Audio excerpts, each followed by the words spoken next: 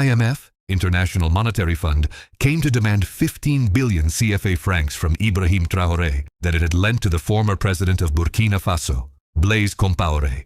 The problem is that this money was never used for anything, even though it was intended to build hospitals and schools. Standard procedure is that when these Bretton Woods institutions lend you money, they send their own experts in the relevant investment field to monitor you. Now here is Ibrahim Traore's response. After verification, we have not found any hospitals or schools that were built with the money you are referring to during the indicated period. Given that these projects were monitored by your own experts, let them come and show us the proof of how this money was used.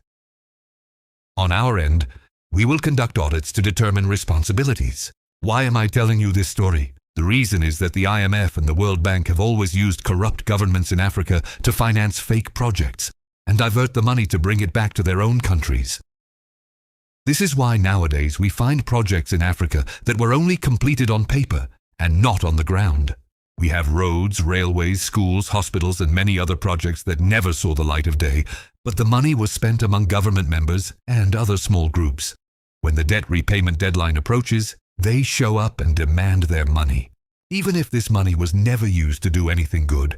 Despite the monitoring, these institutions aren't worried because in any case, they will get their money back later.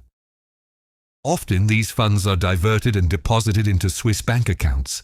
Yet if this were in a Western country, the same IMF would never let this slide, because in those countries, everything is controlled down to the millimeter.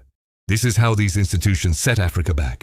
But this time, they have found a real one standing in their path. Alternative for tone, but this time they've met their match. This is the case that is shaking the internet these past 2 days. Many see in Ibrahim Traore the man who has come to open the eyes of Africans and black people in particular. And you, what do you think about this case? Don't forget to subscribe, like, comment, and share.